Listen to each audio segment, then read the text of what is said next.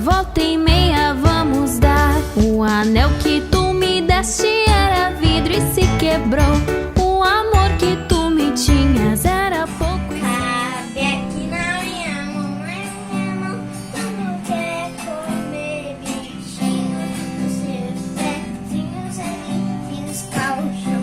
Ele bate as asas, ele faz piu, piu, mas tem muito medo é do gavião. Ele bate as asas, ele faz piu, piu.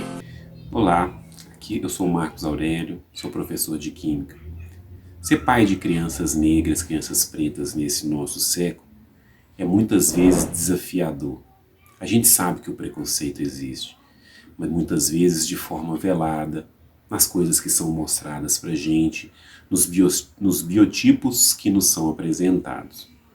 Cabe a nós, pais, mostrar para essas crianças que elas são capazes, né, e deixar a autoestima delas lá no alto.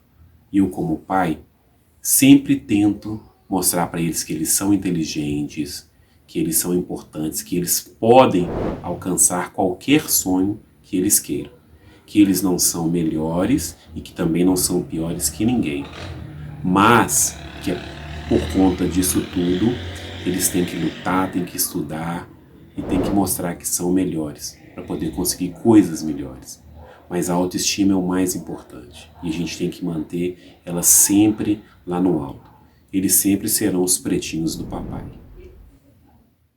Tirei o Paulo gato, mas o gato não morreu. Dona Chica admirou o CC do berro que o gato deu. Miau!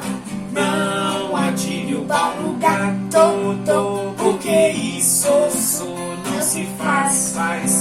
O gatinho é nosso amigo, não devemos maltratar os animais, jamais.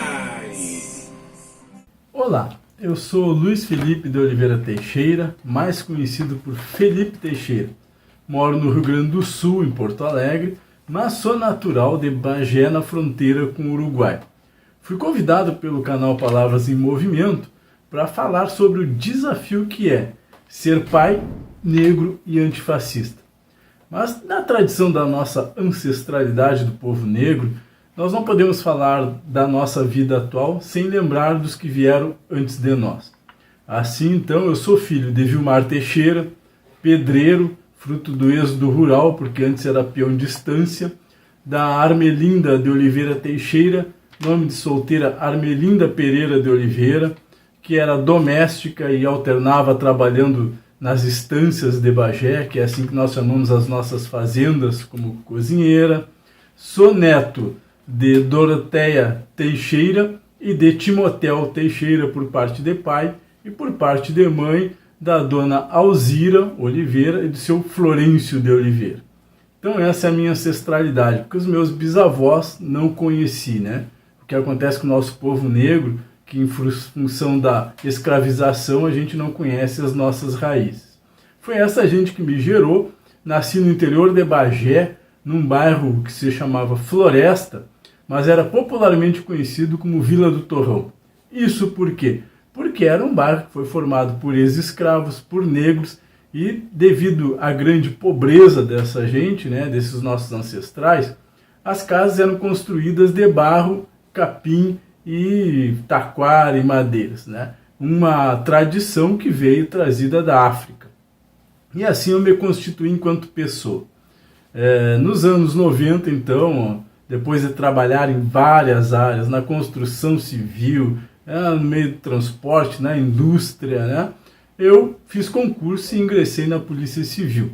Como já tinha uma tradição de trabalho no movimento estudantil, na resistência à ditadura nos anos 70 e depois no movimento sindical, de imediato fui para o nosso sindicalismo. E vendo as injustiças que havia com os trabalhadores da segurança, então resolvemos já começar uma luta que na época ainda não tinha o nome de antifascista, né? Mas nós já fazíamos resistência ao sistema. Bom, qual é o nosso desafio? Ser pai de filho negro nesse nosso Brasil, nessa nossa sociedade capitalista, num país que é racista por essência, o racismo nosso é estrutural, como diz Kabengele Munanga, né, o racismo brasileiro é um crime perfeito, porque coloca na vítima a culpa pelo crime. Então já é um desafio ser pai de filho negro, porque nós dizemos com muita propriedade que só uma mulher negra sabe o que é dizer para o seu filho quando sai à rua: olha, se tu enxergar a polícia não corre, não usa o capuz. Só os negros têm essa preocupação. Só nós temos a preocupação de saber se os nossos filhos vão chegar aos 18 anos. Porque para um jovem negro, especialmente se for homem negro, completar 18 anos já é motivo de comemoração, é motivo de uma grande vitória.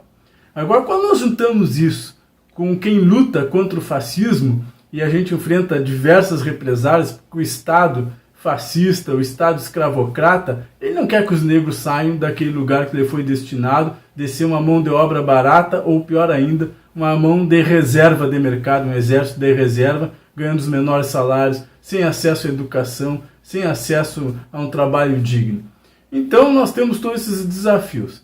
Mas também, por um outro lado, isso nos faz com que a gente tenha uma capacidade de trazer para nossos filhos uma outra educação, diferente dessa formal que nós temos na nossa escola, né, que é de uma origem eurocentrista, é uma educação que foi forjada não apenas na Europa, mas dentro da religião católica, porque foram os padres que trouxeram a educação para cá.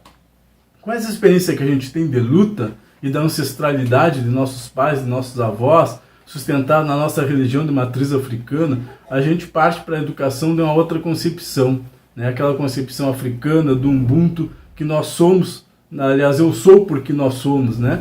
E aí a gente vai ensinando os nossos filhos a resistir. E a gente consegue educá-los, então, de uma forma, como diria Paulo Freire, né? A gente aprende com eles, eles aprendem conosco, a partir especialmente do exemplo. Por isso essa nossa luta contra o racismo, contra o fascismo, pela humanidade, pela democracia, pelo respeito à natureza, que nós respeitamos muito a natureza, não só para tirar o alimento dela, mas porque ela é uma de ligação com os nossos orixás, com os nossos guias, com os nossos protetores. Então a gente tem todo esse trabalho. Assim as nossas crianças também vão aprendendo uma outra relação. O respeito às mulheres, porque nós temos uma respeitabilidade muito grande pelas nossas mulheres negras, porque foram elas que ajudaram o povo negro a resistir.